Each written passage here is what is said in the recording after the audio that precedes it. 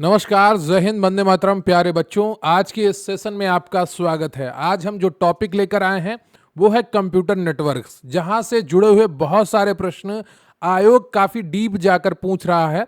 जब आप PYQs latest उठा के देखेंगे यूपी ट्रिपल एस के, अभी जो हाल में जेई का एग्जाम हुआ उसमें भी कंप्यूटर नेटवर्क से जुड़े हुए प्रश्न देखने को मिले हैं। तो आज कंप्लीट कंप्यूटर नेटवर्क्स को डीप में जाकर कवर करने वाले हैं, बहुत ही छोटी सी क्लास में। अगर आप क्लास में अंत तक बने रहेंगे तो निश्चित रूप से ये पूरा टॉपिक आज आपका तैयार हो जाएगा इसी क्लास में। तो एक सकारात्मक रवैये के साथ अंत तक बने रहिएगा। वीडियो को लाइक कर लीजिए, चैनल पर नया है चैनल को सब्सक्राइब कर लीजिए, क्योंकि प्रश्न यहीं से आएगा। आप पढ़ते रहेंगे आप मेरे साथ तो आपको यकीन आएगा।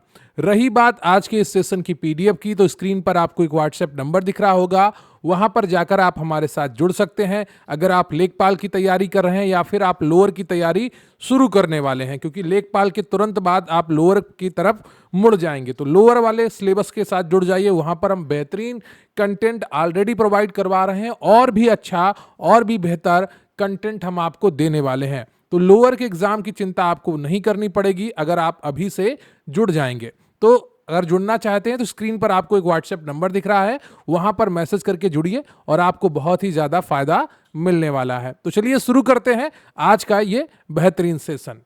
तो अभी हम कंप्यूटर नेटवर्क्स की क्लास कंप्लीट करेंगे और शुरुआत करेंगे इतिहास और बुनियादी अवधारणाओं से, हिस्ट्री एंड बेसिक्स से। दुनिया का पहला कंप्यूटर नेटवर्क अर्पानेट था, advance research project agency network. ARPANET को 1969 में अमेरिकी रक्षा विभाग यूएस डिपार्टमेंट ऑफ डिफेंस द्वारा विकसित किया गया था। इंटरनेट का जनक, फादर ऑफ इंटरनेट, विंट सर्फ और बॉब कॉन को माना जाता है। इंटरनेट को नेटवर्क ऑफ नेटवर्कों का नेटवर्क कहा जाता है। डब्ल्यू वर्ल्ड वाइड वेब का आविष्कार 1989 में टिम वर्नर्स ली ने किया था। दुनिया का पहला web browser world wide web बाद में नेक्सस नाम दिया गया था, जिसे 1990 में बनाया गया था। पहला ग्राफिकल वेब ब्राउजर मोज़ैक था, जिसे 1993 में मार्क एंड्रीसन द्वारा विकसित किया गया था। भारत में इंटरनेट की शुरुआत 15 अगस्त 1995 को बीएसएनएल विदेश संचार निगम लिमिटेड द्वारा की गई थी। कंप्यूटर नेटवर्क के मुख्य उद्देश्यों की अगर बात की जाए तो रिसोर्स शेयरिंग यानी कि संसाधन साझा करना, रिलायबिलिटी को बढ़ाना और कम्युनिकेशन स्थापित करना। दुनिया का पहला कंप्यूटर वायरस क्रीपर था, जो अर्पानेट पर फैला था। क्रीपर वायरस को नष्ट करने के लिए रीएपर नाम का पहला एंटीवायरस प्रोग्राम बनाया गया था। ईमेल यानी कि इलेक्ट्रॉनिक मेल का आविष्कार 1971 में रे टॉमलिंसन ने किया था। इन्होंने ही @ चिन्ह की शुरुआत की थी। भारत में खोजा गया पहला कंप्यूटर वायरस ब्रेन था, जो 1986 में लाहौर के दो भाइयों ने बनाया था। नेटवर्क में डेटा भेजने के नियमों के समूह को प्रोटोकॉल कहा जाता है। बैंडविड्थ नेटवर्क चैनल की वह अधिकतम क्षमता है जिससे डेटा को एक निश्चित समय में ट्रांसफर किया जा सकता है। डेटा ट्रांसफर की गति को मापने की इकाई बीपीएस यानी कि बिट्स पर सेकेंड होती है। सिंप्लेक्स मोड में डेटा का प्रवाह केवल एक ही दिशा में होता है, जैसे कीबोर्ड से monitor, radio, TV. Half duplex mode में डेटा दोनों दिशाओं में जा सकता है, लेकिन एक समय में केवल एक ही दिशा में, जैसे वाकी टॉकी में प्रयोग किए जाते हैं। फुल डुप्लेक्स मोड में डेटा दोनों दिशाओं में एक ही समय में भेजा और प्राप्त किया जा सकता है साइमल्टेनियसली, जैसे mobile phone, telephone. Node network से जुड़े किसी भी उपकरण जैसे कंप्यूटर, प्रिंटर, राउटर को कहा जाता है। यानी कि जो एक नेटवर्क के साथ कोई डिवाइस जुड़ी है तो उस डिवाइस को हम नोड कहते हैं। सर्वर वह शक्तिशाली कंप्यूटर है जो नेटवर्क से में जुड़े अन्य कंप्यूटर्स को रिसोर्स और सेवाएं प्रदान करता है। तो जो सर्वर है वो शक्तिशाली कंप्यूटर है जो नेटवर्क में जुड़े अन्य कंप्यूटर्स को रिसोर्स और सेवाएं प्रदान करता है। क्लाइंट वह कंप्यूटर है जो सर्वर से सेवाओं का अनुरोध करता है। नेटवर्क के प्रदर्शन को प्रभावित करने वाला मुख्य कारक लेटेंसी यानी कि डेटा पहुंचने में लगने वाला समय होता है। तो लेटेंसी क्या है? डेटा में पहुंचने में लगने वाला समय है। क्लाइंट कौन होते हैं? वह कंप्यूटर जो सर्वर से सेवाओं का अनुरोध करता है। ठीक है, तो जो क्लाइंट आप बन जाते हैं जब आप सर्वर, जो आपकी वेबसाइट का सर्वर है, जो यूपीट्रिपल की वेबसाइट है और वहाँ पर आप कोई सेवा लेना चाहते हैं, अनुरोध करते हैं, रिक्वेस्ट करते हैं, जैसे आपको एडमिट कार्ड डाउनलोड करना, तो आप क्लाइंट बन गए। जो आपका कंप्यूटर है वो क्लाइंट बन जाएगा और जो यूपीट्रिपल का सर्वर कंप्यूटर है वो सर्वर हो जाएगा। जिटर पैकेट के प्राप्त होने के समय में होने वाले बदलाव या देरी को वेरिएशन इन डिले कहते हैं। थ्रूपुट नेटवर्क के माध्यम से सफलतापूर्वक भेजे गए डेटा की वास्तविक मात्रा को दर्शाता है। अब हम बात करेंगे ट्रांसमिशन मीडिया की। ट्रांसमिशन मीडिया वह भौतिक या वायरलेस मार्ग है जिससे डेटा एक स्थान से दूसरे स्थान तक यात्रा करता है। इसे दो भागों में बांटा गया है। एक तो गाइडेड होता है जो वायर्ड के द्वारा जाता है, दूसरा होता है अनगाइडेड जो वायरलेस होता है। जैसे गाइडेड आप क्या करते हैं, जब पुराना इंटरनेट था जो टेलीफोन वायर से आता था, जो टेलीफोन वायर होते थे, तार होते थे, उनके द्वारा आप इंटरनेट चलाते थे, तो वो गाइडेड होता था। अब आप वायरलेस के थ्रू जुड़ते हैं मोबाइल में अपने, तो वो अनगाइडेड होता है। गाइडेड मीडिया में क्या आएगा, वायर्ड मीडिया तीन प्रमुख प्रकार है: twisted pair cable, coaxial cable और ऑप्टिकल फाइबर केबल। जो मॉडर्न इंटरनेट यूज कर रहे हैं आप 5G 4G, ये ऑप्टिकल फाइबर केबल के द्वारा आपको दिया जा रहा है। ट्विस्टेड पेयर केबल की अगर बात की जाए तो इसका उपयोग टेलीफोन लाइनों और लैन नेटवर्क में किया जाता है। इसमें तारों को आपस में लपेटा जाता है ताकि क्रॉस टॉक सिग्नल का आपस में टकराना कम हो सके। ट्विस्टेड पेयर केबल दो प्रकार की होते हैं, एक तो होती है यूटीपी यानी कि अनशिल्डेड ट्विस्टेड पेयर, और दूसरी होती है STP shielded twisted pair. RJ45 important है, कई बार परीक्षाओं में पूछा गया है। रजिस्टर्ड जैक 45 कनेक्टर का उपयोग आमतौर पर यूटीपी यानी ईथरनेट केबल के साथ कंप्यूटर को नेटवर्क से जोड़ने के लिए किया जाता है। कोएक्सियल केबल का उपयोग मुख्य रूप से केबल टीवी नेटवर्क और पुराने ईथरनेट में किया जाता है। Optical fibre cable data transfer के लिए सबसे तेज माध्यम है। यह TIR यानी कि टोटल इंटर रिफ्लेक्शन, पूर्ण आंतरिक परावर्तन के सिद्धांत पर कार्य करता है। याद रखिएगा, परीक्षाओं में पूछा जा चुका है। ऑप्टिकल फाइबर में डेटा को इलेक्ट्रॉनिक सिग्नल के बजाय प्रकाश के रूप में भेजा जाता है। ऑप्टिकल फाइबर केबल ग्लास यानी कि कांच या प्लास्टिक के बने होते हैं और ये इलेक्ट्रोमैग्नेटिक इंटरफेरेंस से पूरी तरह मुक्त होते हैं। Unguided media, wireless media data transfer के लिए हवा का उपयोग करते हैं, स्पेस का उपयोग करते हैं। इसमें रेडियो वेव्स होती हैं, माइक्रोवेव्स होती हैं और इंफ्रारेड वेव्स होती हैं। इंफ्रारेड वेव्स का उपयोग बहुत कम दूरी, शॉर्ट रेंज के संचार के लिए होता है, जैसे टीवी का रिमोट हो गया, एसी का रिमोट हो गया, फैन का रिमोट हो गया और वायरलेस माउस हो गया। ये दीवारों को पार नहीं कर सकती। रेडियो वेव्स हर दिशा ओमनी डायरेक्शनल में फैल सकती हैं। इनका उपयोग FM रेडियो, टेलीविजन, मोबाइल संचार से होता है। ये दीवारों को पार कर सकती हैं। माइक्रोवेव्स एक ही दिशा में चलती हैं। इसके लिए भेजने और प्राप्त करने वाले एंटीना का लाइन ऑफ साइट सीधी रेखा में होना आवश्यक है। सैटेलाइट कम्युनिकेशन में माइक्रोवेव्स का ही उपयोग किया जाता है। ब्लूटूथ तकनीकी रेडियो वेव्स का उपयोग करती हैं और ये 2.4 गीगाहर्ट्ज ISM यानी कि industrial, scientific and medical band frequency पर काम करती हैं। ब्लूटूथ का आविष्कार 1994 में जाप हार्टेसन एरिकेसन कंपनी ने किया था। जाप हार्टेसन एरिकेसन कंपनी ने किया था। वाईफाई का पूर्ण रूप वायरलेस फिडेलिटी है। यह भी रेडियो तरंग 2.4 गीगाहर्ट्ज और 5 गीगाहर्ट्ज बैंड का उपयोग करता है। वाईफाई का मानक IEEE 802.11 है, ठीक है, 802.11।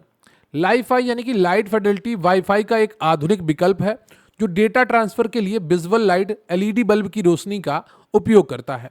लाईफाई तकनीकी का आविष्कार हेराल्ड हॉस ने 2011 में किया था। 20 बैंड ट्रांसमिशन में पूरे चैनल की बैंडविड्थ का उपयोग एक ही सिग्नल भेजने के लिए किया जाता है, जैसे लैन। ब्रॉडबैंड ट्रांसमिशन में एक ही तार केबल के माध्यम से कई अलग अलग फ्रीक्वेंसी के सिग्नल एक साथ भेजे जा सकते हैं, जैसे केबल टीवी। मल्टीप्लेक्सिंग वह तकनीकी है जिसमें कई सिग्नलों, एनालॉग या डिजिटल को मिलाकर एक ही संचार माध्यम सिग्नल चैनल पर भेजा जाता है। FDM frequency division multiplexing analogue signal के लिए इस्तेमाल होता है, जहां बैंडविड्थ को अलग अलग फ्रीक्वेंसी में बांटा जाता है, जैसे रेडियो स्टेशन। TDM यानी कि time division multiplexing digital signal के लिए उपयोग होता है, जहां प्रत्येक यूजर को डेटा भेजने के लिए एक निश्चित समय दिया जाता है। अब हम बात करेंगे नेटवर्क के प्रकार और टोपोलॉजी की। आगे हम प्रोटोकॉल भी पढ़ने वाले हैं, जो सारे प्रोटोकॉल परीक्षाओं में बार बार पूछे जा रहे हैं उनको अभी कवर करेंगे, तो क्लास में अंत तक बने रहिएगा। भौगोलिक क्षेत्र यानी कि जियोग्राफिकल एरिया के आधार पर नेटवर्क मुख्य रूप से 4 प्रकार के होते हैं: पैन, लैन, मैन और वैन।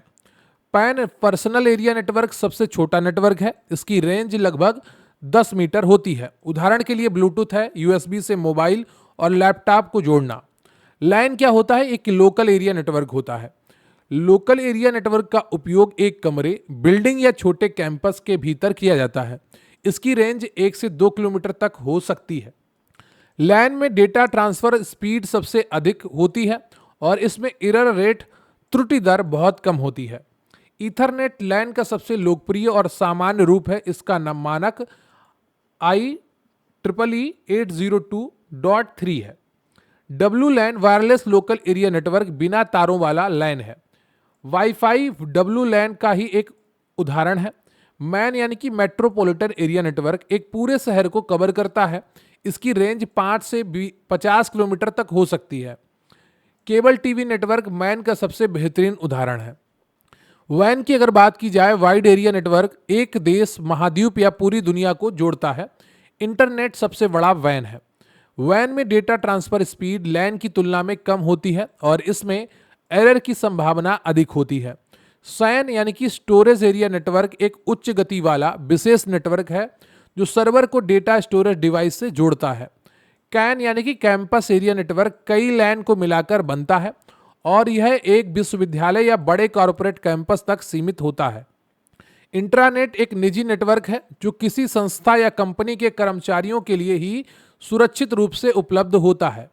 एक्स्ट्रानेट इंटरनेट का ही वह हिस्सा है जिसे कंपनी एक के बाहरी लोग जैसे वेंडर, पार्टनर या ग्राहक सुरक्षित पासवर्ड के जरिए एक्सेस कर सकते हैं। टोपोलॉजी का अर्थ है किसी नेटवर्क में कंप्यूटर और डिवाइस की भौतिक या तार्किक बनावट या लेआउट। मुख्य टोपोलॉजी जो होती है, बस है, रिंग है, स्टार है, मेश है और ट्री है। बस टोपोलॉजी में सभी नोड्स एक ही मुख्य केबल, बैकबोन केबल से जुड़े होते हैं। यदि मुख्य केबल खराब होती है तो पूरा नेटवर्क ठप हो जाता है। बस टोपोलॉजी में डेटा के टकराव को रोकने के लिए CSMA CD carrier sense multiple access with collision detection तकनीकी का इस्तेमाल होता है। बस टोपोलॉजी के सिरों पर सिग्नल को बाउंस होने से रोकने के लिए टर्मिनेटर का उपयोग किया जाता है। रिंग टोपोलॉजी में हर कंप्यूटर अपने आसपास के 2 कंप्यूटरों से जुड़ा होता है जिससे एक गोल घेरा बनता है। डेटा एक ही दिशा में बहता है। रिंग टोपोलॉजी में डेटा भेजने के लिए टोकन पासिंग तकनीकी का उपयोग होता है जिससे डेटा टकराव नहीं करता है, यानी कि कोलिजन नहीं करता है। स्टार टोपोलॉजी सबसे ज्यादा इस्तेमाल की जाने वाली टोपोलॉजी है। इसमें सभी नोड्स एक केंद्रीय डिवाइस, हब या स्विच से जुड़े होते हैं। अभी हम आगे पढ़ेंगे हब और स्विच क्या होते हैं। स्टार टोपोलॉजी में यदि कोई एक नोड खराब हो जाए तो नेटवर्क पर कोई प्रभाव नहीं पड़ता, लेकिन यदि हब स्विच खराब हो जाए तो पूरा नेटवर्क बंद हो जाता है। मैश टोपोलॉजी सबसे सुरक्षित और मजबूत टोपोलॉजी है क्योंकि इसमें प्रत्येक कंप्यूटर नेटवर्क के हर दूसरे कंप्यूटर से सीधे जुड़ा होता है। देखिए, चीजें आपको कंप्यूटर में कठिन क्यों लगती हैं? क्योंकि ये चीज आपने पढ़ी नहीं है। जब आप यही चीज 2-3 बार पढ़ते हैं, सारी चीजें क्लियर हो जाती हैं। तो पढ़ना बहुत जरूरी है। मैश टोपोलॉजी में यदि n कंप्यूटर है तो कुल n bracket n-1 divide by 2 cable की आवश्यकता होती है। मैश टोपोलॉजी का मुख्य उपयोग वैन और इंटरनेट के बैकबोन में किया जाता है जहां विश्वसनीयता सबसे महत्वपूर्ण होती है। ट्री टोपोलॉजी में हायरार्किकल टोपोलॉजी भी कहते हैं। यह बस और स्टार टोपोलॉजी का मिश्रण होती है। ट्री टोपोलॉजी का उपयोग बड़े संगठनों में किया जाता है जहां डेटा को ब्रांच या हायरार्की के रूप में बांटना होता है। हाइब्रिड टोपोलॉजी 2 या 2 से अधिक अलग अलग प्रकार की टोपोलॉजी का संयोजन होता है। नेटवर्क डिजाइन करते समय स्केलेबिलिटी, भविष्य में नेटवर्क को बढ़ाने की क्षमता को ध्यान में रखना सबसे अहम होता है। तो अभी हम कवर करेंगे टॉपिक 4 OSI और TCP/IP मॉडल। OSI यानी कि ओपन सिस्टम इंटरकनेक्शन मॉडल को 1984 में ISO संस्था द्वारा बनाया गया था। OSI मॉडल एक थ्योरी मॉडल है जिसमें 7 लेयर होती हैं। जैसे आपके घर में पार्सल आने में 7 स्टेप्स लगते हैं, पैकिंग, कुरियर वाला, ट्रांसपोर्ट, डिलीवरी बॉय आदि, वैसे ही डेटा 7 लेयर से होकर गुजरता है। ठीक है, तो एक प्रोसेस है, डेटा कैसे एक पॉइंट से दूसरे पॉइंट पर पहुंचेगा। ओएसआई मॉडल की 7 लेयर नीचे से ऊपर के क्रम में होती हैं: physical, data link, network, transport, session, presentation और एप्लीकेशन लेयर। वैसे मैंने एक ओएसआई मॉडल पर अलग से वीडियो बना रखी है, आपको हमारे चैनल पर मिल जाएगी। नीचे की लेयर 1, 2 और 3 को हार्डवेयर लेयर कहते हैं। कहा जाता है क्योंकि ये मशीनों और तारों से जुड़ी होती हैं। ठीक है, तो जो नीचे की लेयर है वो हार्डवेयर लेयर है, 1, 2, 3। ऊपर की लेयर 5, 6 और 7 नंबर पर जो है वो सॉफ्टवेयर लेयर कहलाती हैं, क्योंकि ये ऐप्स और प्रोग्राम से जुड़ी हैं। ट्रांसपोर्ट लेयर 4 है और इसको ओएसआई मॉडल का हृदय कहा जाता है, दिल कहा जाता है, क्योंकि यह सॉफ्टवेयर और हार्डवेयर के बीच की कड़ी है। अब जो 7वीं लेयर है एप्लीकेशन लेयर है, ये डेटा और मैसेज पर काम करती है। ये आपके मोबाइल के ऐप्स हैं, जैसे क्रोम है, व्हाट्सएप है। तो व्हाट्सएप आपका मैसेजिंग ऐप है, क्रोम आपका डेटा आधारित ब्राउजर ऐप है। प्रेजेंटेशन लेयर जो है वो ये भी डेटा और मैसेज पे काम करती है। डेटा को सुरक्षित कोड में बदलना और साइज छोटा करना। जो इनक्रिप्ट डेटा आप मैसेज भेजते हैं व्हाट्सएप पर, जो इनक्रिप्टेड HTTPS के द्वारा आपके पास वेबसाइट खुलती है, तो वो प्रेजेंटेशन लेयर के माध्यम से आती है। फिर आती है लेयर 5, सेशन लेयर। 2 मोबाइलों के बीच कनेक्शन बनाना और संभालना, ये सेशन का काम होता है। फिर सबसे इंपॉर्टेंट होती है ट्रांसपोर्ट लेयर, जो सेगमेंट में डेटा को भेजती है। ठीक है, डेटा को टुकड़ों में भेजती है, पूरी सुरक्षित डिलीवरी की ये गारंटी लेती है, एंड टू एंड डिलीवरी करती है, यानी कि एक पॉइंट से लेकर दूसरे पॉइंट पर पहुंचाना, बीच में कहीं डेटा मिसिंग ना हो जाए। फिर आती है लेयर नंबर 3, नेटवर्क लेयर। ये पैकेट में डेटा को भेजती है, IP एड्रेस देखना और सही रास्ता खोजना, राउटर इसी पे काम करता है। फिर आती है डेटा लिंक लेयर, गलतियां चेक करना और मैक एड्रेस पढ़ना, यहां पर स्विच काम करता है। फिजिकल लेयर आती है और ये बिट्स 0 और 1 में काम करती है। तारों और केबल के जरिए 0, 1 का सिग्नल भेजना, हब केबल जो होती हैं वो बिट्स में फिजिकल लेयर का हिस्सा होती हैं। फिजिकल लेयर डेटा को 0 और 1 करंट या लाइट के रूप में भौतिक तारों से भेजना इसका मुख्य कार्य है। डेटा लिंक लेयर DLL यह सुनिश्चित करता है कि एक मशीन से दूसरी मशीन तक डेटा बिना किसी गलती, एरर फ्री पहुंचे। DLL को 2 सब लेयर उपभागों में बांटा गया है। एक होती है मैक मीडिया एक्सेस कंट्रोल और दूसरी होती है LLC logical link control. Network layer, इसका काम डेटा को सबसे छोटे और अच्छे रास्ते से मंजिल तक पहुंचाना है। IP एड्रेस इसी लेयर पर काम करता है। ट्रांसपोर्ट लेयर बड़ी फाइल को छोटे छोटे टुकड़ों में सेगमेंट्स में बांटती है और 100% डिलीवरी की गारंटी देती है। ट्रांसपोर्ट लेयर 2 तरीकों से काम करती है, एक तो TCP जो भरोसा देता है कि डेटा पहुंचेगा, और UDP जो बहुत तेज ही है पर गारंटी नहीं देता है। तो TCP और UDP 2 प्रोटोकॉल पर काम करते हैं ट्रांसपोर्ट लेयर पर। सेशन लेयर जो है 2 लोगों के बीच बात शुरू करना, स्टैब्लिश जारी रखना, मेंटेन और बात खत्म होने पर फोन काटना, टर्मिनेट, इसका काम है। प्रेजेंटेशन लेयर जो है डेटा को हैकर्स से बचाने के लिए एन्क्रिप्शन सीक्रेट कोड में बदलती है और फिर उसको वापस डिक्रिप्शन करके इसी लेयर पर होता है। बड़ी फोटो या वीडियो का साइज छोटा करने का काम भी प्रेजेंटेशन लेयर करती है। कंप्रेस करके भेजना, जब आप व्हाट्सएप पे कोई फाइल भेजते हैं तो आपके फ़ोन में वो बहुत बड़ी होती है, लेकिन व्हाट्सएप उसको कंप्रेस करता है। तो कौन सी लेयर के द्वारा करता है? प्रेजेंटेशन लेयर के द्वारा। एप्लीकेशन लेयर यह यूजर को ऐप्स चलाने की सुविधा देती है। वेब ब्राउजर, ईमेल और नेटवर्क ऐप्स इसी लेयर में चलते हैं। TCP/IP मॉडल, यह इंटरनेट का असली मॉडल है जिस पर आज इंटरनेट चलता है। इसे अमेरिकी सेना ने बनाया था। TCP/IP मॉडल में मूल रूप से 4 लेयर्स होती हैं: नेटवर्क एक्सेस, इंटरनेट, ट्रांसपोर्ट और एप्लीकेशन लेयर। TCP/IP का पूर्ण रूप है ट्रांसमिशन कंट्रोल प्रोटोकॉल और इंटरनेट प्रोटोकॉल। OSI मॉडल की ऊपर की 3 लेयर्स एप्लीकेशन, प्रेजेंटेशन, सेशन के काम TCP/IP मॉडल में अकेली एप्लीकेशन लेयर ही कर देती है। तो जो नई लेयर है वो TCP/IP मॉडल में 4 लेयर्स हैं: नेटवर्क एक्सेस, इंटरनेट, ट्रांसपोर्ट और एप्लीकेशन लेयर। तो जो OSI मॉडल की ऊपर की 3 लेयर्स हैं, एप्लीकेशन, प्रेजेंटेशन, सेशन, ये सिर्फ टीसीपी आईपी में एक लेयर करती है एप्लीकेशन लेयर। अब हम बढ़ते हैं टॉपिक 5 में। आईपी और मैक एड्रेसिंग क्या है, लॉजिकल एंड फिजिकल एड्रेसिंग क्या है, इस पर बात करते हैं। नेटवर्क से जुड़े हर मोबाइल या कंप्यूटर की पहचान के लिए दो पते होते हैं, एक होता है मैक एड्रेस और दूसरा होता है आईपी एड्रेस। मैक एड्रेस क्या है, मीडिया एक्सेस कंट्रोल। यह मशीन के चेचिस या आधार कार्ड जैसा है जो फैक्ट्री से बनकर आता है और कभी नहीं बदला जा सकता है। तो जैसे कोई मशीन लेते हैं, कोई गाड़ी लेते हैं, तो उसमें एक चेचिस नंबर होता है या मशीन नंबर पड़ा होता है जिसे आप बदल नहीं सकते। जैसे आपका एक आधार कार्ड नंबर बनता है, फिर आप उसको बदल नहीं सकते। मैक एड्रेस 48 बिट 6 बाइट्स का होता है जिसे हेक्साडेसिमल फॉर्मेट में लिखा जाता है। हेक्साडेसिमल जो फॉर्मेट है वो इस प्रकार से काम करता है, 0 से लेकर 9 तक के अंक होते हैं और ए से लेकर एफ तक के आपके यहाँ पर लेटर होते हैं।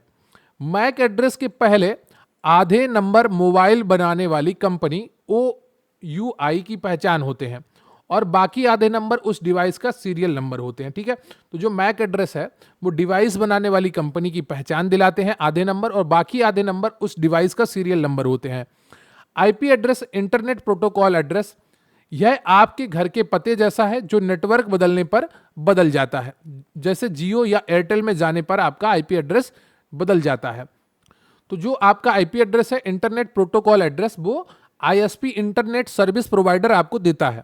आईपी एड्रेस के दो मुख्य वर्जन होते हैं, एक तो पुरानी पीढ़ी का आईपी वर्जन 4 और दूसरा नई पीढ़ी का IP version 6। IP 4 address 32 bit का होता है और ये 4 बाइट्स का होता है। इसे बिंदु डॉट लगाकर 4 भागों में लिखा जाता है। उदाहरण के लिए 192.168.1.1। आईपी 4 एड्रेस को 5 क्लास में बांटा गया है, class A, B, C, D और ई। क्लास ए की रेंज 1 से 126 तक होती है, बहुत बड़ी कंपनियों और विशाल नेटवर्कों के लिए यह काम करती है। क्लास बी की रेंज 128 से 191 तक होती है, मध्यम आकार के नेटवर्कों के लिए यह काम करती है। क्लास सी की रेंज 192 से 223 होती है, हमारे घरों के वाईफाई और छोटे ऑफिस के लिए यह काम करती है। क्लास डी की रेंज 224 से 239 होती है, इसका उपयोग मल्टीकास्टिंग, एक साथ कई लोगों को डेटा भेजने के लिए रिजर्व होता है। क्लास ई की रेंज 240 से 255, इसका उपयोग वैज्ञानिक अनुसंधान रिसर्च के लिए आरक्षित है। आईपी एड्रेस 127.0.0.1 को लूप बैक एड्रेस कहा जाता है। यह खुद के ही कंप्यूटर की टेस्टिंग के लिए इस्तेमाल होता है। IPv6 एड्रेस 128 बिट का होता है, 16 बाइट्स। इसमें इतने पते बनाए जा सकते हैं कि धरती के हर रेत के कण को भी इंटरनेट से जोड़ा जा सकता है। आईपी एड्रेस को 2 हिस्सों में बांटा जाता है, नेटवर्क आईडी इलाके का नाम और होस्ट आईडी यानी कि मकान नंबर यानी कि डिवाइस नंबर। सबनेट मास्क का काम कंप्यूटर को यह बताना है कि आईपी एड्रेस में कितना हिस्सा इलाके का है और कितना मकान का है। ठीक है, यानी कि डिवाइस का है। DHCP dynamic host configuration protocol का काम नेटवर्क से जुड़ने वाले हर नए मोबाइल लैपटॉप को ऑटोमेटिक तरीके से आईपी एड्रेस देना है।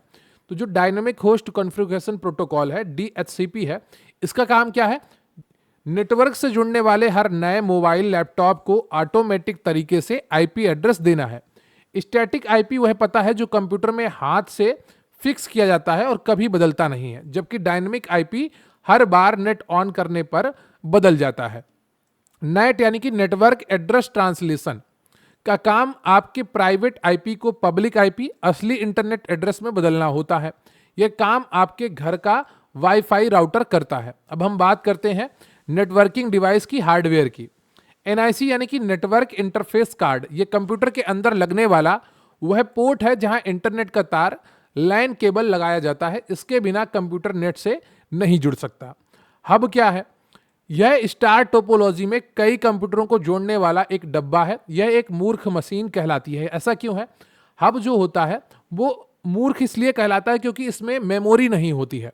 अगर कंप्यूटर ए को बी को मैसेज भेजना है तो हब वह मैसेज सबको सुना देता है, यानी कि जितने भी उस नेटवर्क में कंप्यूटर है ब्रॉडकास्ट सबको कर देता है कि जिसको चाहिए वो ले ले।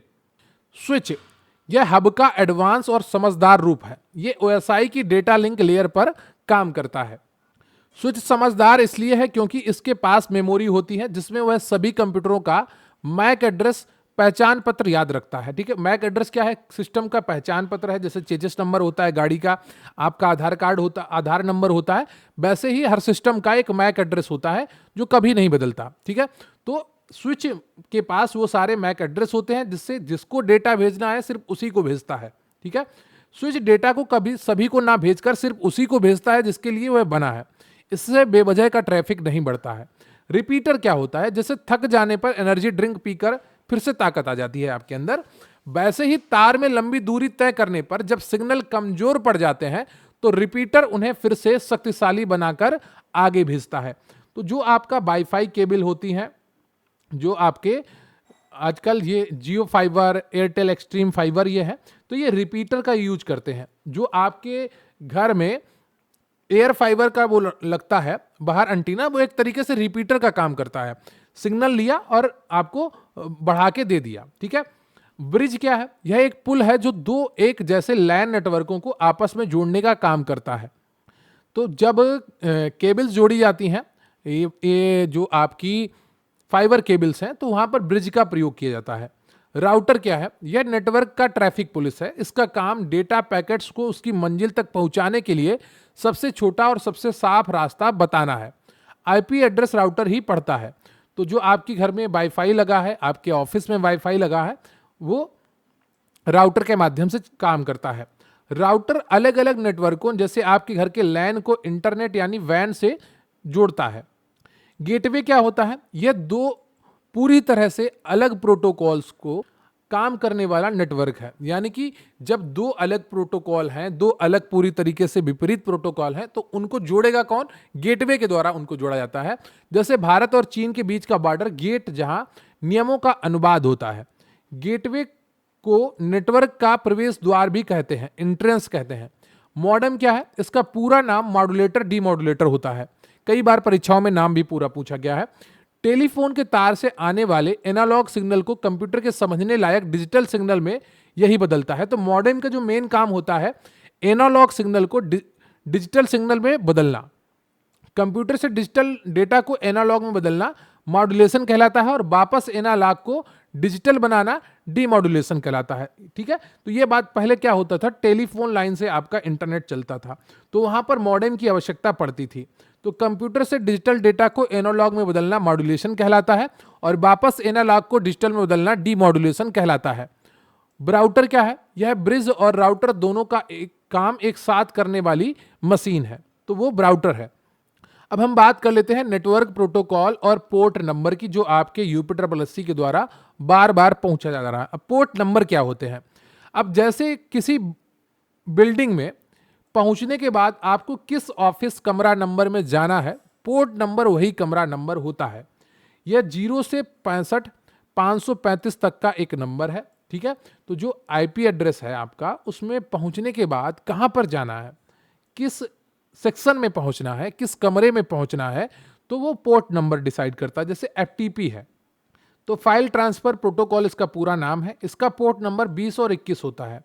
फाइल या मूवी अपलोड और डाउनलोड करने के लिए, अपलोड करने के लिए 20 और डाउनलोड करने के लिए 21। एसएसएच होता है सिक्योर सेल प्रोटोकॉल, इसका पोर्ट नंबर 22 होता है। सुरक्षित तरीके से दूर बैठे कंप्यूटर को चलाना, रिमोट। टेलनेट क्या होता है? टर्मिनल नेटवर्क होता है, इसका पोर्ट नंबर 23 होता है। दूर बैठे कंप्यूटर को चलाना, लेकिन यह सुरक्षित नहीं होता है, तो टेलनेट जो है वो सुरक्षित नहीं है, एसएसएच जो सुरक्षित है। एसएमटीपी क्या है? सिंपल मेल ट्रांसफर प्रोटोकॉल है, 25 इसका पोर्ट नंबर है। ईमेल भेजने के लिए डाकिए का काम करता है, यानी कि ईमेल भेजने का काम कौन करता है? सिंपल मेल ट्रांसफर प्रोटोकॉल, और इसका पोर्ट नंबर 25 है। डीएनएस डोमेन नेम सिस्टम 53 इसका पोर्ट नंबर है। वेबसाइट के नाम को आईपी एड्रेस में ये बदल देता है। DHCP dynamic host configure protocol 67 और 68 पे काम करता है। नए मोबाइल को अपने आप आईपी एड्रेस देना इसका काम है। एचटीटीपी क्या है? हाइपर टेक्स्ट ट्रांसफर प्रोटोकॉल, ये पोर्ट नंबर 80 पे काम करता है। वेबसाइट वेब पेज खोलने का मुख्य नियम यही डिसाइड करता है, और ये सिक्योर नहीं होता है। POP3 post office protocol version 3 110 port number है इसका। सर्वर से ईमेल अपने फोन में डाउनलोड करने के लिए ये काम करता है। IMAP internet message access protocol 143 नंबर इसका पोर्ट नंबर है। ईमेल को बिना डाउनलोड किए सर्वर पर ही पढ़ने के लिए ये काम आता है। HTTPS जो है ये HTTP सिक्योर इसका फुल फॉर्म होता है, hyper text transfer protocol secure. 443 port number पर काम करता है। सुरक्षित वेबसाइट चलाने के लिए जहां डेटा चोरी ना हो, एन्क्रिप्टेड डेटा के लिए काम करता है। HTTP एक स्टेटलेस प्रोटोकॉल है, यानी यह आपकी पुरानी बातें याद नहीं रखता। वेबसाइटों पर आपका लॉगिन याद रखने के लिए ब्राउजर कुकीज का उपयोग करते हैं। DNS domain name system internet की फोन बुक है। जैसे आप दोस्त का नंबर याद नहीं रखते तो उसका नाम सर्च करते हैं, वैसे DNS google.com नाम से उसके नंबर जो उसका IP एड्रेस है, उसका जो लिंक एड्रेस है उसमें बदल देता है।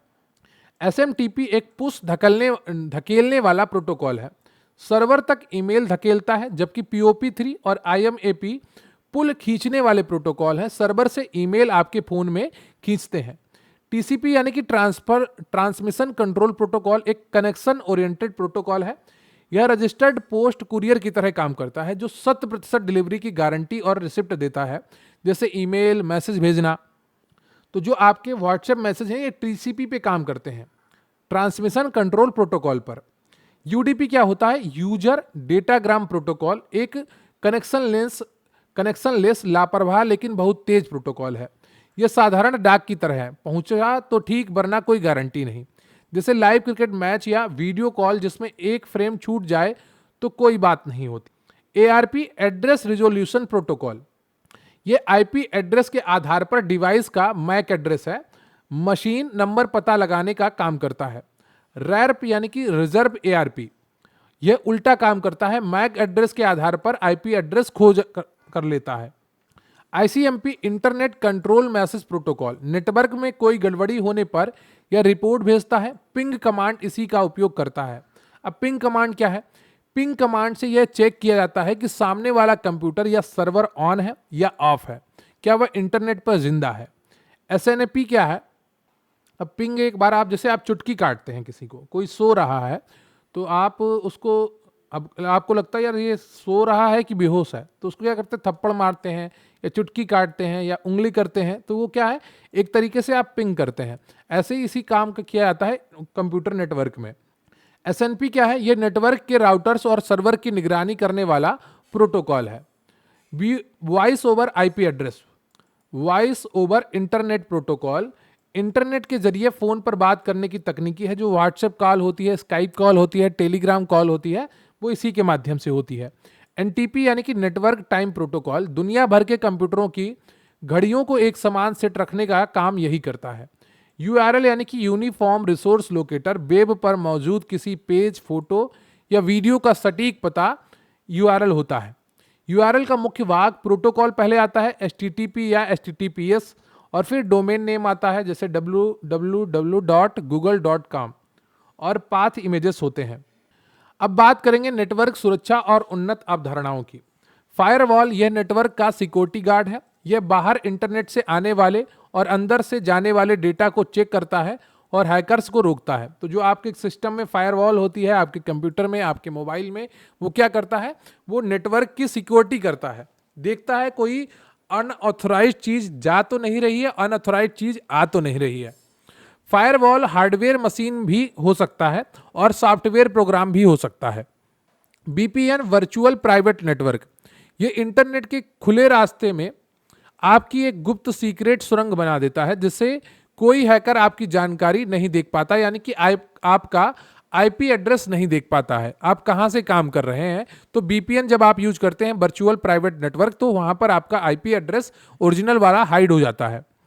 क्रिप्टोग्राफी, नॉर्मल मैसेज जैसे हेलो को एक रहस्यमयी कोड में बदलने की कला, ताकि बीच में कोई उसे पढ़ ना सके। एन्क्रिप्शन क्या होता है? मैसेज को सीक्रेट कोड में बदलना। यह मैसेज भेजने वाले के फोन में होता है। WhatsApp end to end encryption इसका उदाहरण है। डिक्रिप्शन क्या होता है? सीक्रेट कोड को वापस पढ़ने लायक मैसेज में बदलना। यह मैसेज प्राप्त करने वाले के फोन में होता है। सिमेट्रिक की एन्क्रिप्शन, इसमें डेटा को लॉक और अनलॉक करने के लिए एक ही समान चाबी का, पासवर्ड का इस्तेमाल होता है। असिमेट्रिक की एन्क्रिप्शन, इसमें दो अलग अलग चाबियों का इस्तेमाल होता है, पब्लिक की ताला लगाने के लिए और प्राइवेट की ताला खोलने के लिए। यानी कि पब्लिक की से आप लॉक करते हैं और प्राइवेट की से आप अनलॉक करते हैं। मैलवेयर क्या होते हैं? कंप्यूटर को बीमार करने वाले या नुकसान पहुंचाने वाले हर प्रकार के गंदे सॉफ्टवेयर जो वायरस हैं, वॉर्म हैं, ट्रोजन है को मिलाकर मैलवेयर कहते हैं। वायरस क्या है? ये किसी फाइल गाड़ी से चिपक कर आता है। ये तभी फैलता है जब आप इसे इन्फेक्टेड फाइल पर डबल क्लिक करके उसे खोलते हैं। वर्म क्या है? यह वायरस से ज्यादा खतरनाक है। यह बिना आपके क्लिक किए ही नेटवर्क के रास्ते खुद ब खुद अपनी 1000 कॉपी बनाकर पूरे सिस्टम को धीमा कर देता है। ट्रोजन हॉर्स क्या है? ट्रोजन यह भेड़ की खाल में भेड़िया है। यह खुद को एक अच्छा सॉफ्टवेयर जैसे फ्री गेम या एंटीवायरस दिखाता है, पर इंस्टॉल होते ही बैकग्राउंड में हैकर को आपके कंप्यूटर का कंट्रोल दे देता है। रैंसमवेयर क्या है? यह आपके कंप्यूटर की सारी फाइलों पर ताला एन्क्रिप्ट लगा देता है और स्क्रीन पर मैसेज देता है कि ताला खुलवाना है तो फिरौती, यानी कि रैंसम बिटकॉइन में दो। वानाक्राई सबसे बड़ा उदाहरण है रैंसमवेयर का। कई बार परीक्षाओं में पूछा गया है रैंसमवेयर, तो याद रखिएगा। स्पाईवेयर क्या होता है? जासूसी सॉफ्टवेयर होता है। ये चुपचाप आपके फोन में बैठकर आपकी जासूसी करता है। आप क्या टाइप कर रहे हैं, पासवर्ड क्या, बैंक डिटेल, और हैकर को भेजता है। पेगासस इसका उदाहरण है। फिशिंग जैसे मछली को चारा डालना। हैकर आपको बैंक जैसी हूबहू दिखने वाली फर्जी वेबसाइट या ईमेल भेजता है ताकि आप धोखा खाकर अपना पासवर्ड और ओटीपी डाल दें। डीडॉस अटैक क्या होता है? हैकर दुनिया भर के लाखों हैक किए गए कंप्यूटरों से एक साथ किसी एक वेबसाइट को खोलने की रिक्वेस्ट भेजता है, जिससे सर्वर क्रैश हो जाता है, जैसे सेल के टाइम फ्लिपकार्ट का हैंग होना। स्पूफिंग रूप बदलना क्या है? अपनी पहचान छुपाकर किसी और जैसे आपके बैंक मैनेजर या बॉस के नाम से ईमेल या कॉल करके धोखा देना। स्नीफिंग क्या है? हवा, वाईफाई या तार से गुजर रहे दूसरों के डेटा पैकेट्स को चुपचाप चुराकर पढ़ना। एसएसएल क्या है? Secure socket layer. यह वेबसाइट्सों पर आपके पासवर्ड और क्रेडिट कार्ड डिटेल को सुरक्षित रखने की तकनीकी है। अब इसकी जगह टीएलएस का उपयोग होता है। ठीक है, तो एसएसएल की जगह अब टीएलएस का प्रयोग होता है। डिजिटल सिग्नेचर, यह इलेक्ट्रॉनिक दस्तावेज पीडीएफ पर डिजिटल मुहर है जो साबित करती है कि यह असली है और इसके साथ कोई छेड़छाड़ नहीं हुई है। प्रॉक्सी सर्वर क्या है? यह आपके और मुख्य इंटरनेट के बीच एक बिचौलिया है। यह आपकी पहचान छुपाता है और कैशे से इंटरनेट की स्पीड बढ़ाता है।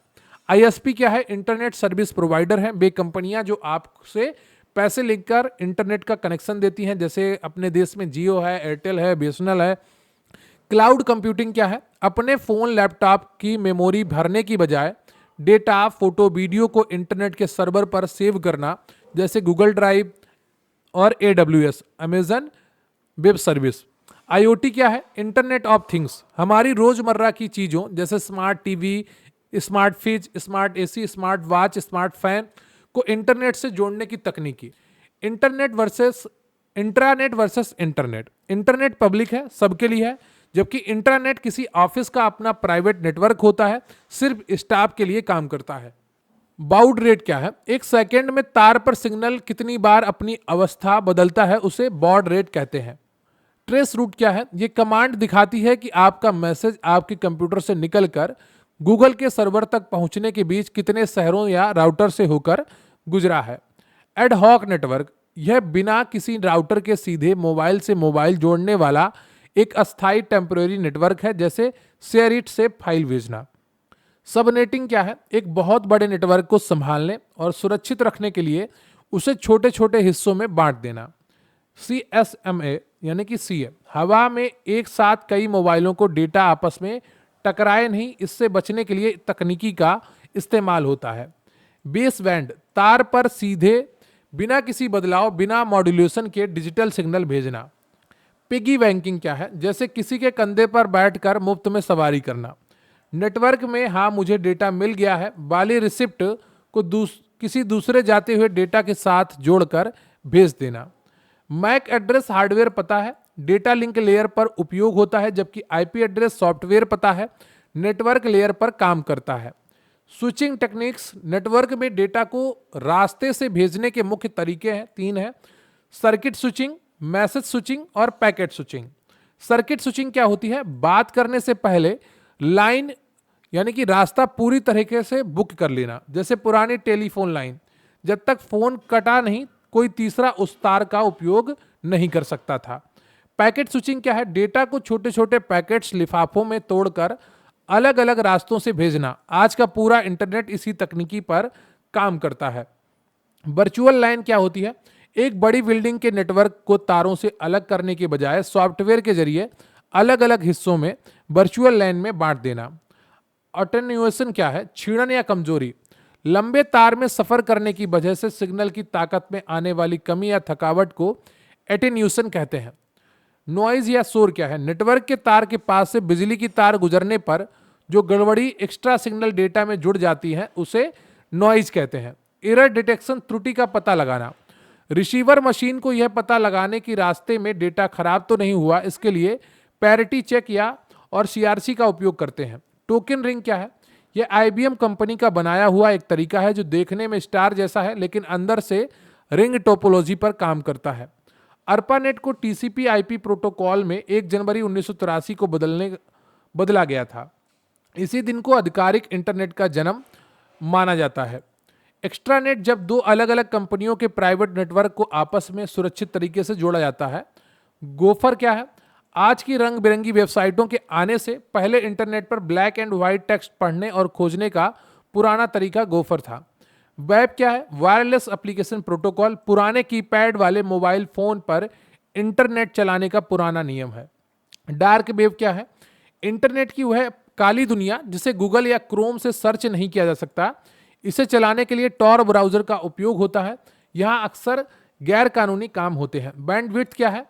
एनालॉग सिग्नल के लिए इसे हर्ट्ज में और डिजिटल कंप्यूटर के लिए इसे बीपीएस यानी कि बिट्स पर सेकंड में मापा जाता है।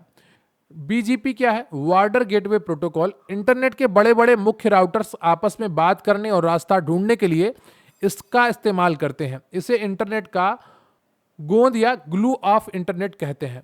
मल्टीकास्टिंग, किसी मैसेज को चुनिंदा 10-15 लोगों के ग्रुप में भेजना मल्टीकास्ट कहलाता है। यूनिकास्ट एक को भेजना, ब्रॉडकास्ट सबको भेजना और मल्टीकास्ट सिर्फ एक ग्रुप को भेजना।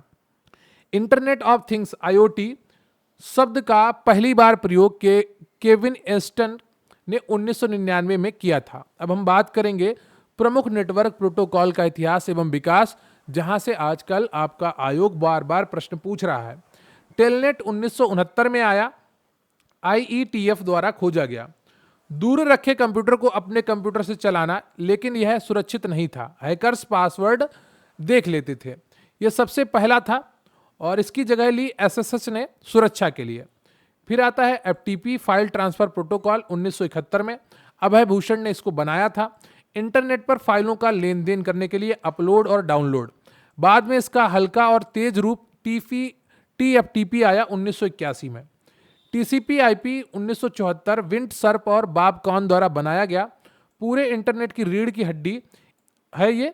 इसी नियम पर पूरा इंटरनेट चलता है, यानी कि इसी प्रोटोकॉल पर पूरा इंटरनेट काम करता है। इसने एनसीपी नेटवर्क कंट्रोल प्रोग्राम का स्थान लिया था। आईपी वर्जन 4 1981 में आया। यह इंटरनेट का पुराना एड्रेस सिस्टम है जो 32 बिट का होता है। इसकी जगह ली आईपी वर्जन 6 ने 1998 में, क्योंकि IPv4 के सारे पते खत्म हो रहे थे। फिर आता है SMTP simple mail transfer protocol 1982 में जॉन पोस्टले द्वारा इसका निर्माण किया गया था। आपके फोन से ईमेल को इंटरनेट के सर्वर तक पहुंचाने वाला डाकिया यही है। किसका स्थान लिया? पुराने SNDMSG का, सेंड मैसेज सिस्टम का। DNS डोमेन नेम सिस्टम 1983 में आया। पॉल मोकोपेट्रिस द्वारा इसको बनाया गया। वेबसाइट के नाम को नंबर में बदलता है। इंटरनेट की फोन बुक की तरह काम करता है। अर्पानेट के एक पुराने रजिस्टर hosts.txt फाइल का इसने स्थान लिया था। बीजीपी वार्डर गेटवे प्रोटोकॉल 1989 में आता है। दुनिया भर के बड़े राउटर्स को आपस में जोड़कर रखता है। किसका स्थान लिया? ईजीपी एक्सटीरियर गेटवे प्रोटोकॉल का। एचटीटीपी 1989-91 में आया। टिम बर्नर्स-ली द्वारा बनाया गया। वेबसाइट के पन्नों, वेब पेजों को आपके मोबाइल में या सिस्टम में खोजने का नियम है। किसका स्थान लिया? पुराने और बिना चित्र वाले गोफर का। SNMP 1988 में आता है। नेटवर्क के मशीनों, राउटर और स्विच पर नजर रखना कि कोई खराब तो नहीं है। पहले इसने स्थान लिया SGMP का। फिर आता है DHCP 1993 में। आप जैसे ही वाईफाई ऑन करते हैं ये आपको तुरंत एक आईपी एड्रेस दे देता है। किसका स्थान लिया? पुराने बूट टीपी का, बूट स्ट्रैप प्रोटोकॉल का। एसएसएच सिक्योर सेल 1995 में आता है। तातू यालोनेन ने इसकी खोज की। दूर रखे कंप्यूटर को सुरक्षित तरीके से पासवर्ड छुपाकर चलाना। किसका स्थान लेता है? ये टेलनेट का स्थान लेता है। एसएसएल और टीएलएस 1994 में एसएसएल आता है और 1999 में टीएलएस आता है। वेबसाइट्स पर आपके क्रेडिट कार्ड और पासवर्ड को हैक होने से बचाता है। यह पुरानी एसएसएल तकनीकी की जगह अब नई टीएलएस तकनीकी ने ली है। यूडीपी यानी कि यूजर डाटाग्राम प्रोटोकॉल 1980 में आया। डेविड रीड ने इसे बनाया। बिना गारंटी के बहुत तेज डेटा भेजना इसका काम था। लाइव वीडियो और गेमिंग के लिए ये बहुत महत्वपूर्ण है। इसे टीसीपी के तेज लेकिन लापरवाह भाई के रूप में बनाया गया था। आईसीएमपी 1981 में आता है। जॉन पोस्टल ने इसकी खोज की। नेटवर्क में अगर कोई मैसेज नहीं पहुंचा है तो उसकी रिपोर्ट देता है। यह विकास इसे आईपी के साथ गड़बड़ियां चेक करने के लिए जोड़ा गया था। एआरपी 1982 में आता है। डेविड प्लमर ने इसकी खोज की। आईपी एड्रेस से मशीन का फिक्स पता खोजकर लाना इसका काम है। फिक्स पता होता है मैक एड्रेस। पहले यह काम इंसान हाथ से करते थे। एआरपी ने इसे ऑटोमेटिक कर दिया। एनटीपी यानी कि नेटवर्क टाइम प्रोटोकॉल, तो नेटवर्क टाइम प्रोटोकॉल 1985 में आता है। डेविड मिल्स ने इसकी खोज की। दुनिया भर के मोबाइल और कंप्यूटरों की घड़ियों को एक जैसा सेट रखता है टाइम। ठीक है, तो नेटवर्क टाइम प्रोटोकॉल काम है इसका। किसका स्थान लेता है? पुराने टाइम प्रोटोकॉल का। आईएमएपी 1986 में इसकी खोज की। मार्क क्रिस्पिन ने ईमेल को बिना फोन में डाउनलोड किए सर्वर पर ही पढ़ना, जैसे जीमेल ऐप में। विकास ये पुराने पीओपी जिसमें ईमेल डाउनलोड करना पड़ता था का मॉडर्न विकल्प है। पीओपी 3 1988 में आता है। मार्शल रोज ने इसकी खोज की। सर्वर से ईमेल अपने फोन में डाउनलोड करके सर्वर से डिलीट कर देना इसका काम था। किसका स्थान लिया? पीओपी 1 और पीओपी 2 का। अभी जो एग्जाम में पूछा गया था रिप, राउटिंग इंफॉर्मेशन प्रोटोकॉल 1988 में आता है। चार्ल्स हेड्रिक द्वारा यह खोजा गया। राउटर्स को रास्ता बताने वाला पुराना नियम है। अधिकतम 15 कदम या होप तक ये चलता था। इसकी जगह अब एडवांस ओएसपीएफ 1989 में प्रोटोकॉल ने ले ली है। PP point two point protocol 1989 में आता है। दो कंप्यूटरों को सीधे तार जैसे टेलीफोन मॉडेम से जोड़कर डेटा भेजना इसका काम है। किसका स्थान लिया? पुराने एसएलआईपी प्रोटोकॉल का। तो ये आपका पूरा कंप्यूटर नेटवर्क से जुड़ा हुआ कंटेंट पूरा होता है। उम्मीद करता हूं आज का ये सेशन आपको आसान लगा होगा, पढ़ने में समझ में आया होगा। यहां से बार बार आपका आयोग प्रश्न पूछ रहा है, तो लगातार तैयारी करते रहिए, पढ़ते रहिए। रही बात आज के इस वीडियो की पीडीएफ की, तो मैं लेखपाल और लोअर पीसीएस के बैच में प्रोवाइड करवा दूंगा। जो कंप्यूटर का अलग से चल रहा है वहां भी प्रोवाइड करवा दूंगा। अगर आप भी जुड़ना चाहते हैं हमारे साथ तो स्क्रीन पर आपको एक व्हाट्सएप नंबर दिख रहा होगा, वहां पर मैसेज करके आप हमारे साथ जुड़ सकते हैं। मिलेंगे फिर किसी अन्य वीडियो में, तब तक के लिए जय हिंद, जय भारत।